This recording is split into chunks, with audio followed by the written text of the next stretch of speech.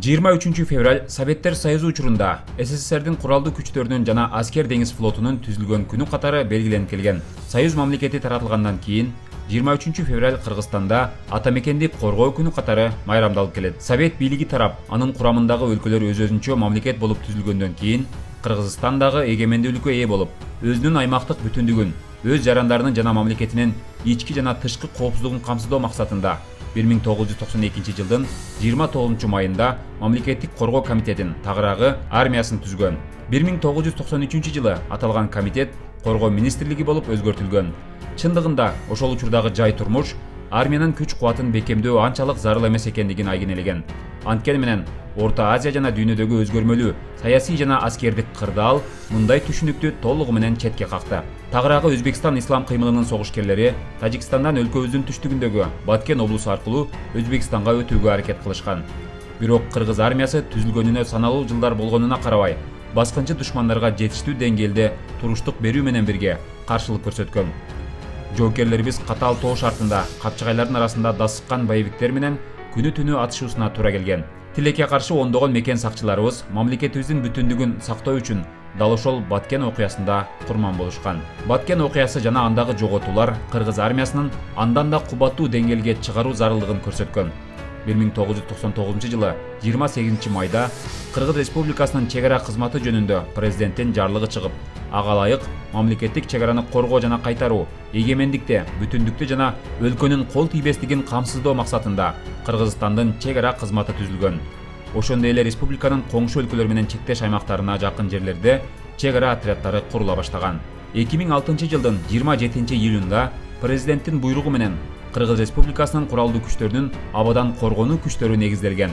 Аталган мекеме мамлекеттин аба мейкиндигинде коопсуздукту сактоо, анын аба чегарасын коргоо, ошондой эле абадан администрациялык жана өнөр жай объектилерин коргоо максатын көздөйт.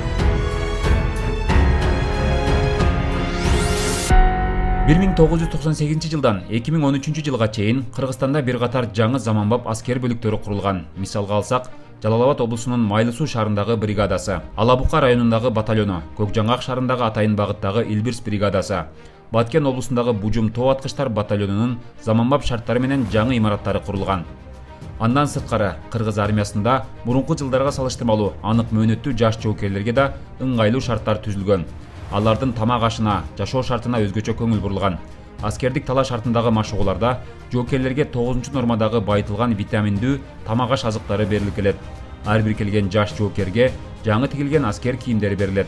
Кыргыз Республикасынын коргоо министрлигиндеги артиллерия, аскердик авиация жана абадан коргонуу күчтөрү, тоо аткычтар батальону, сапердик бөлүктөр, Атайын багыттагы аскерлердин күжүрмөн машыгуулары, улуттук гвардия, УКМКга караштуу мамлекеттик чегара кызматы, ИИМдин ички аскерлери менен биргеликте тынымсыз машыгуулар өткөрүлүп келет.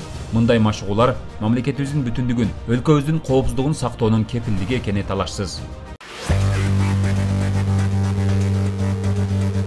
Өткөн жылы коргоо министрлигине караштуу аскер бөлүктөрдүн биринде курал жарактарды жана сооттолгон аскердик оор техникаларды оңдоп түзөөдөн өткөрүү үчүн Атайын база ачылды. Мында ок атуучу куралдар, БМП, БТР, танк сыяктуу аскердик оор техникалар ремонттолот. Ошондой эле Россия Федерациясынын коргоо министрлиги менен болгон аскердик келишимдерге ылайык сооттолгон аскер техникаларын кураштыруучу бөлүк да ишке кирет.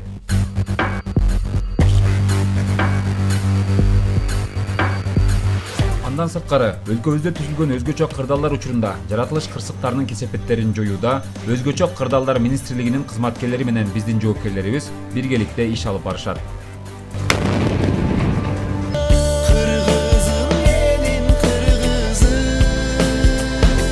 2022 жылдын сентябрь айында Баткен облусунда орун алган чегарадагы куралдуу чыр-чатак жалпы кыргызстандыктардын көңүлүн бурдуруп, өлкө эли куралдуу күчтөрүбүзгө үмүт артып турду.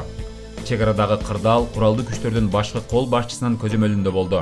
Куралдуу күчтөрүбүздүн аскер кызматкерлери жана жоокерлерибиз мамлекетибиздин бир карыт жерин бөтөн элге тебетпей, өлкөбүздүн бүтүндүгүн сактап калышты.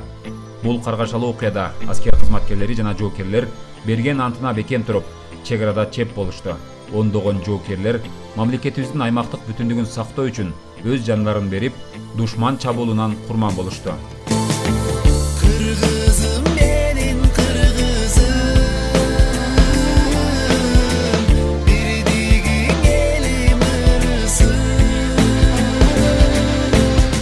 2021 жылкы статистикага ылайык кыргыз армиясы дүйнөдө 93-орунда турган болсо, андан бери өлкөбүз чек ара коопсуздугун бекемдөө максатында чоң калибрлүү пулеметтер орнотулган Toyota үлгүсүндөгү аскердик сооттолгон унааларды жана көп сандагы Тигр үлгүсүндөгү сооттолгон унааларды дүйнөдө эң популярдуу болгон Туркия өлкөсүнө таандык Байрактар ТБ2, Акынжы, Аксуңгур үлгүсүндөгү абадан сокку уруучу учкучсуз учуучу аппараттарды мамлекетибиз өз каражатына сатып алды.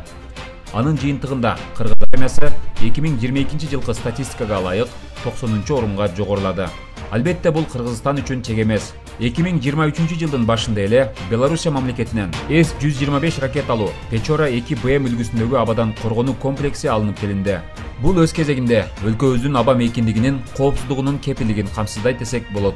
Ошондой эле ÖKM'дин издөө жана куткаруу иштерине зарыл болгон Германия мамлекетине таандык H-125 жана H-145 үлгүсүндөгү заманбап тик учактар сатылып алынды. Коңшу өлкөлөр менен болгон дипломатиялык келишимдерге ылайык абадан коргонуу күчтөрүнүн Ми-8 үлгүсүндөгү бир нече тик учактары оңдоп түзөөдөн өткөрүлүп, аскердик авиациянын катарына кошулду. Кыргыз армиясы мындан ары да өсүп өнүгүүнүн, жаңылануунун үстүндө иш алып барып, мамлекетибиздин коопсуздугун жана элибиздин тынчтыгын сактоонун кепилдигин өз мойнуна алат.